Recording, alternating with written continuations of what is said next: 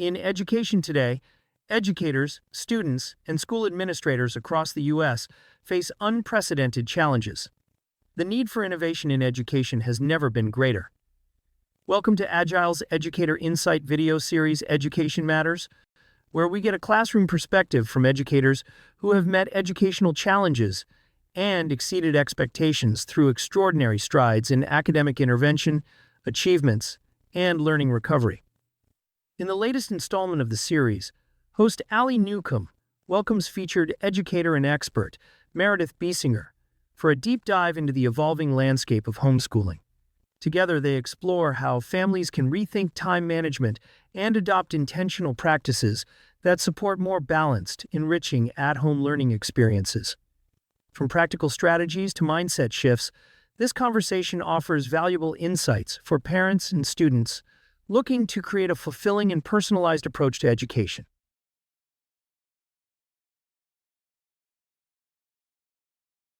Well, welcome, Meredith, to another one of our wonderful and informative conversations with you about the education space. Today, we are going to be talking about some recent content you wrote on just the trend that isn't new, but it's continuing to accelerate of families choosing to take their children out of public school in favor of homeschooling options.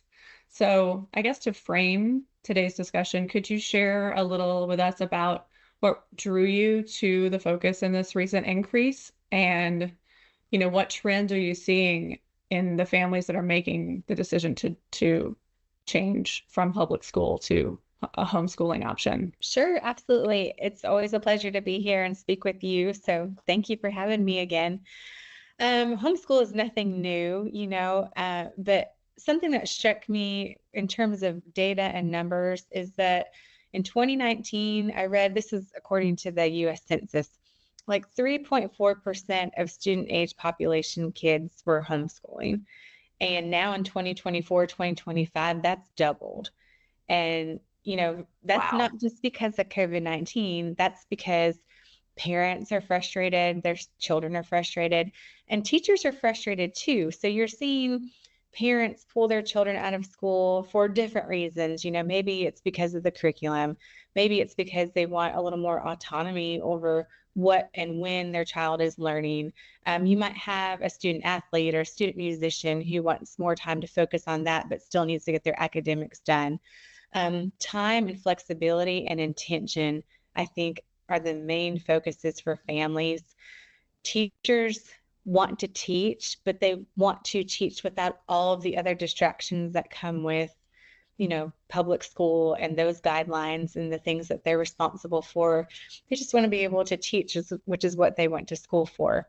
And so you're seeing teachers leave the traditional classroom and start co-ops or start, charter schools or little miniature private schools so that they can still teach and do what they love to do and teach children and give children options to continue schooling and maybe not do it at home in their living room every day.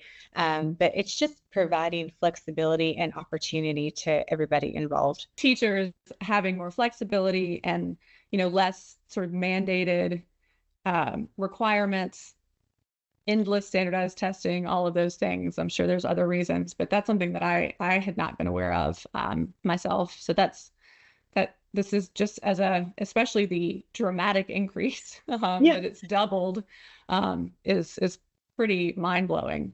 So just thinking as a from a parent's perspective, if we were going to take our children out of school for a homeschooling option, first I wouldn't know where to start, but also really how to evaluate, between the two options, what's best for the kids. So could you talk a little bit about what some of the biggest challenges are for families when they are moving from public school to homeschooling and how they can overcome them? Sure. I think making that decision itself can be scary because parents, they feel like their child needs something else, they want something else, but then, okay, how do we do it? And especially if you have two working parents and they're trying to balance that time, which that can be done because the beautiful thing about homeschooling is it's not 7:30 to 3:30. As long as you're getting it done, you can make that work with your family schedule. And that's something I would remind people of. There's not a right way to homeschool, but you do have to teach school. I mean, it's not just a free for all at the house. Mhm. And sometimes there's a misconception there that that's what's happening, but they need to figure out what works best for them. So what time of day would we be doing school? What kind of curriculum do we like? If they know a homeschool family that they, admire, or someone who's successful in homeschooling, talk to them. What do they do? What kind of curriculum do they use? What's important? Are you wanting a faith-based curriculum? Are you wanting a STEM-based curriculum, fine arts? There's so much out there now that they can get at different price ranges too. I know sometimes that can be daunting. They think it's going to be so expensive. And there's a lot of options out there that are not expensive, that are still fabulous. So it would be prioritizing time, when you're going to do it, how you're going to do it, and what curriculum. That makes sense. And I guess depending on the state you live in, are there requirements for whichever homeschooling choice that you select to get approval, or to make sure that that's noted in state, attendance files, and that they are in fact in some sort of education, and truancy is not become an issue? That's a great point. Yes, know your state's laws, because every state is different. So make sure you talk to your school district, you talk to your Department of Education for your state, because every state is going to be different. In Mississippi right now, it's not a very strict process. It's some paperwork and proof of life, right? Proof of schooling going on. Some states are more strict. So yeah, that's a good point. Just make sure you do your research. So I guess let's, role play as a family who's considering this. So if we're a parent who is considering this transition, what are the most important first steps, planning this out, providing kind of a roadmap that would really ensure that the process is as smooth as possible? Okay, so I would start with knowing your state's laws and the expectations there, get all of that sorted out. Then sit down as a family and talk about what are your priorities for the curriculum, and study out different curriculum, talk to people, select a curriculum, and then sit down, as a family, and figure out the time of day that you're going to get this done, and how you're going to hold each other accountable for that. Because it's really easy. My kids and I do this over summer break. We're not homeschooling, but I start the summer with all these expectations. And then, it's July and they're just hanging out, and, they're not doing chores or reading like I wanted them to.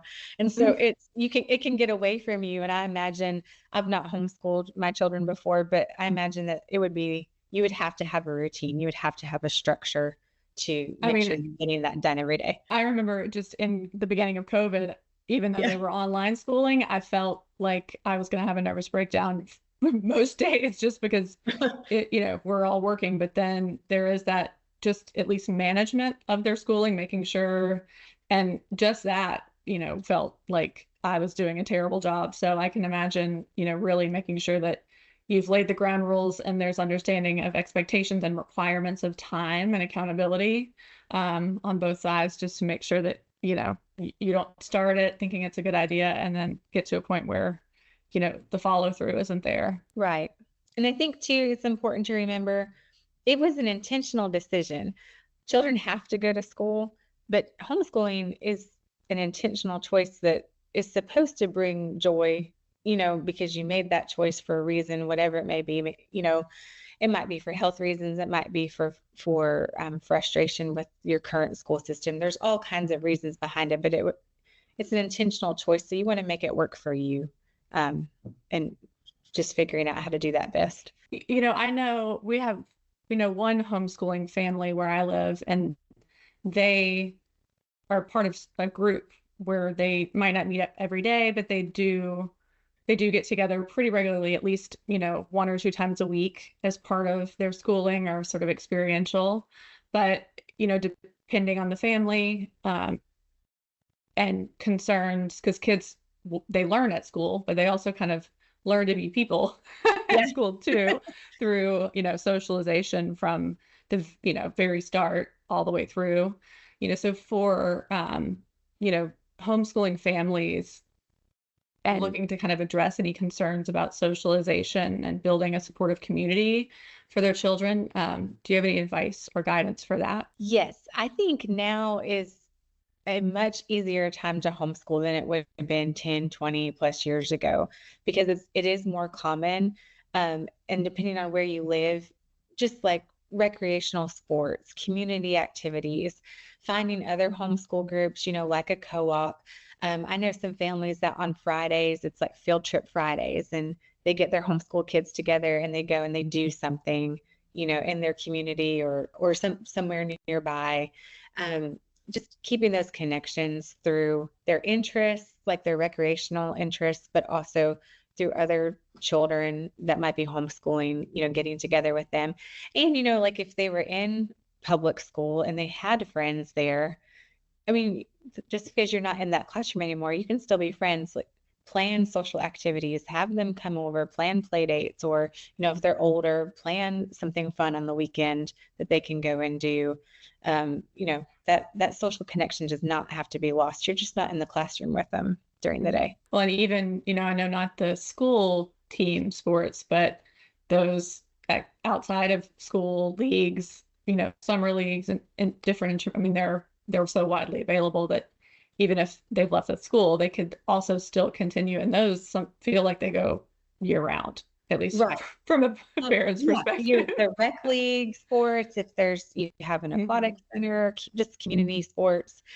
In some states, that Tim Tebow law passed where high school and middle school athletes can participate in their school district sports. So, if you have a child who loves, let's say, playing football or something, but you want to homeschool, he can still be part of that school football team, depending on what state you're in. And so that's an option too. I think that's been a hesitation for many families and children in the past because they don't want to give up certain pieces. But now, there's some pathways being made where they can do those things. Oh, no, I did not know about that. So Tim Tebow, the player, The Florida, player. yeah. The Tim Tebow law, and it's in several states. It just passed in Mississippi, went to the Senate. But so if you have a ninth grader who loves basketball, he can still play basketball with his school team. He has to go to practices and everything like that, but he can homeschool and still participate. It's pretty That's a neat. clear lag indicator of the increase in people, Yes. families choosing to homeschool, obviously. Exactly. Like you said, 10 years ago and now, it's a big difference in how it's easier to make this choice. You have more options. It's not that you have to literally figure out curriculum, learn how to be a teacher yourself. But I imagine with the increase in this happening, there's been a proliferation of different, tools, curriculum that are available for families who are making this choice. So, for families who might be overwhelmed by just the variety of, supporting homeschooling curriculum and different approaches that are available, what would your advice be for how to sort of sift through and evaluate what would be right for their children? I mean, hopefully you know your child best, right? That's the hope. So as a family and then knowing your child, what's important to you? Do you want it faith-based? Are you looking for a faith-based curriculum? Are you looking for something to be a little more STEM heavy with math, science, technology? Does your child love the arts? Do you want an underlying theme of fine arts? And kind of begin there. And that'll help you sift out a lot of other things. And then look at that curriculum that you're most interested with those themes. So if you want faith-based, here's 10 different ones that come highly recommended. Look at those, look at what they're like, look at the price range if that's, a concern. Talk to people who are homeschooling, see if they've used that curriculum. Talk to people you trust who are involved with that or are currently homeschooling. Get their advice because they're the ones that are doing it. Study out the curriculum, decide what's important to you, Mm-hmm. And do you know if there are I mean, I imagine there may be, and it could be the fact that many of these curriculum sort of programmatic choices will provide this information, but are there any regulatory requirements from states or beyond that that will approve or not approve a curriculum, or as So long as it's covering topics, it's fine? I mean, is there sort of an approval process that you have to go through? it depends on the state. In some state programs, it's not necessarily homeschool, but some states, like I believe Utah, they have an electronic high school through the state. So you can be home, but you're doing your schooling online, but through the state, you Okay. know. So that's an option too. And that I believe is free, but not every state has that. So definitely check, make sure you're checking all the boxes that you need to check according to your state. Some are more strict than others. And we'll definitely include in, the resources for this video, just some recommended portals or locations where they might provide, recommendations, reviews, and information about these different curriculum, just for if there are families that are interested, or teachers who are interested in making that change. So kind of part of, I keep coming back to kind of like regulatory and approval, just because the main mechanism of, requirement of school and the verification that you're in school is through the state and through public schools. So when you're looking at measuring success, both from how the parents can track and measure their child's academic and personal growth, after leaving from the public school where that was all included, Right. so how do parents do that? And then is there a requirement of some sort of reporting of, the success or the whatever benchmarks, learning levels that their students have met, at the end of a year, just to make sure that they're on track for Right. that grade level. I think a huge part of that is we're so used to logging into Active Parent or Power School or whatever and checking grades, and then you get the transcript. But I can't tell you how many times, okay, these grades all look great, and then I ask them what they've learned. It's like, I don't know. I don't remember, And some of that's just probably attitude, but other times, it's information poured in to take a test, and then it exits out and Out the other ear, yeah. right, exactly. Homeschooling provides the opportunity to kind of teach and learn with intention. And so portfolios are a really popular way for parents to prove that their child is academically progressing and participating. But it's also just a really kind of live transcript of everything that they're doing in case the state that you live in were to question you or something like that. You can prove that they've been doing these things. It also can help with, college applications, scholarships, things like that. It's a really lovely way to, and interact with your child and collect this kind of academic portfolio. Also too, just mini assessments, we're not talking huge state standardized tests, but mini assessments, and a lot of the curriculum that you can get online come with those built in. So, and they track things. If they're doing an online curriculum, 9 times out of 10, that's going to come with some kind of academic tracker or way to measure where they are. And so that makes it easy. And again, just conversations, you now get to sit at the kitchen table or wherever you are and do a science experiment and talk about it and see if they actually remember and learned and can do it again, which is a neat thing. So like you can actually gauge knowledge transfer, whereas, at least for us right now, is it in Power School sometimes, but then depending on the teacher, they might not put their grades in until the end of the year. It's just, there are challenges with feeling like you're really engaged with and can support your student, to make sure that they're doing as best they can. And at the end of the day, really learning, what they're supposed to learn at each grade level. Right. And if they're not learning it, then you have the opportunity to go back and slow down and teach it again and figure out where the disconnect there is, where a teacher with 25, 30 students in their classroom, just not because they don't want to, they just don't always have the opportunity to do that, and so that's a plus. Well, and I mean, the issue of different learning styles, I mean, this would be an ideal opportunity to really target specifically, that child or children's learning styles at that individual basis, which, like you said, when there's 30, sometimes more students in a classroom, that's not an option. Right, exactly. So, if they're a hands-on learner, you can do a lot of hands-on learning type, activities and experiments and things like that. And, that would be a game changer for that child, or, visual, however wherever their strength is. You're clearly familiar with this. I am not, even though, we've sort of felt like we had like a mini dive from a high dive into the pool during COVID. Yeah.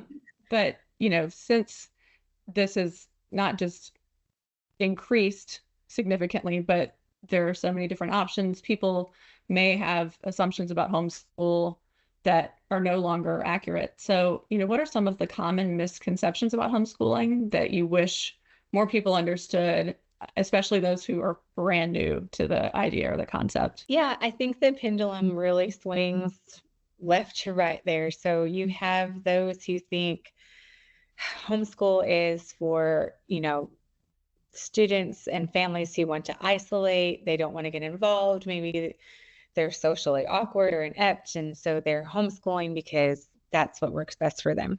That's not really the case. That homeschooling is a choice now by families and students because they want flexibility and they want the opportunity to be involved with their child's education. There's also misconceptions that like these kids don't do anything at home. They, it's a free for all. They're not really learning. Mom and dad didn't want to get them up and get them ready for school in the morning, or whatever. And that's not true either. I'm not saying that those cases don't happen here and there, but for the most part, the main reason for homeschooling is because parents wanted something else for their child, or their child needed something else.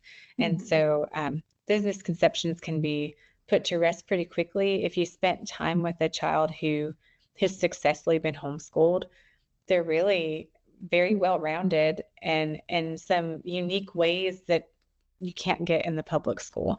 Both offer good things. It's not anti-public school or anti-homeschool. It's just what works best for your child. Well, and that the family that I mentioned earlier that we know where we live, who homeschools their children, they have two kids. The oldest is the same age as our youngest, and they've been friends through an extracurricular thing for years, but their oldest was homeschooled through 7th grade, and then they moved him into public school. It was a plan to move him into public school, and they did it in 8th grade. And I remember just knowing the family, loving them, but not really, knowing what their homeschooling looked like because I'm not part of it. I remember being had anxiety about like what that transition was going to be like for him, and he has excelled. So Yes. To your point about like not really learning, again, I'm sure there's exceptions, but he got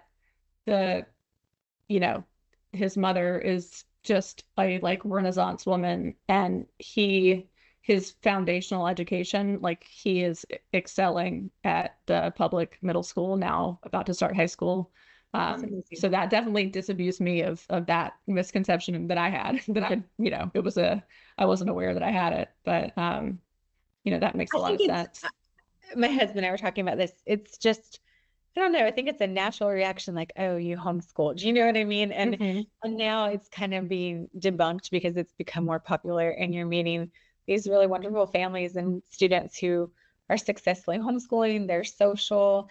I kind of think in a way social media has helped with that, because you have like these homeschooling influencers, and we have access to so much community information. So you can see all kinds of things that are happening in your city or town that would be neat for your child to participate in, like an art class or a community soccer team or whatever. And back in the day, unless you just knew or you called City Hall or something like that, you just didn't know everything that was available. So definitely think technology plays a big role in that. Definitely. And, I think this is just, again, this trend that seems to just be, continually increasing. I think it's going to be fascinating to see where it goes. I mean, even from, working at Agile and our perspective, we have in the last, I think, probably couple of years, there is a enrollment decline from public schools. So you look at the private school enrollment for an increase, and it's not there. And I think, this is probably Really? the answer Yeah, of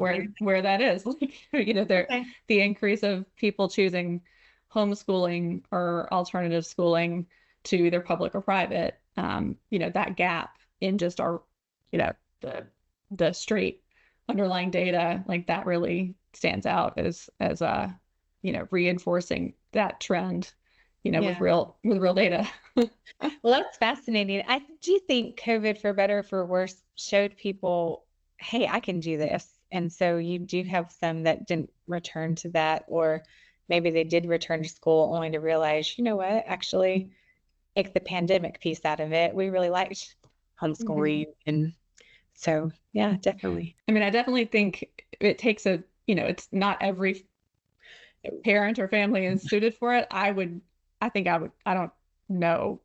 I would fail them in just a magnificent way. But for people who that it's right for and can maintain that engagement and intentionality, it's just really interesting to hear, more from you about what this really looks like, and guidance for families who do fit that profile that I'm personally not part of, just because it sounds terrifying.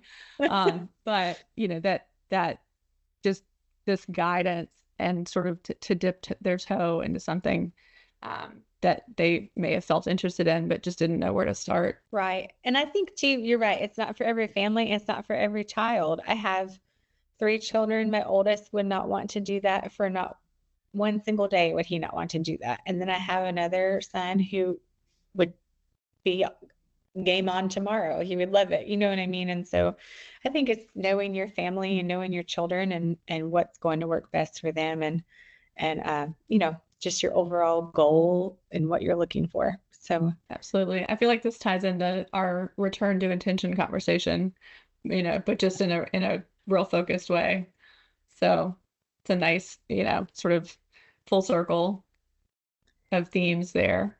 So, I'm excited to share this. Just, I think it's really helpful, practical guidance for folks, and also just sort of demystifying a trend that is not just a minority. It is snowballing. So Right. Is there any other thoughts you have or you'd like to share with any folks who are watching this? No, I would say if you have that itch or that inclination to homeschool, just start doing research. Talk to people who have homeschooled and look for information online, talk to your state, your school district, make sure those I's are dotted and T's are crossed. We don't want anyone getting in any kind of trouble with that, with truancy and things like that. But now, now's the time to homeschool if that's what you want to do it. We are in an era where people can successfully homeschool, and that's exciting. And then, of course, I don't want to take away from the public school setting, because there are fabulous public schools and public teachers out there, but they are swimming upstream against a current that is not their fault, and that can be hard. And I think that's why we're seeing such a trend in homeschooling, because people, they want something different. That makes a lot of sense. Well, thank you as always for your wisdom and insight. It's just a joy to get to have these conversations with you, and we will look forward to the next one. Okay, sounds good. Thank you, Allie.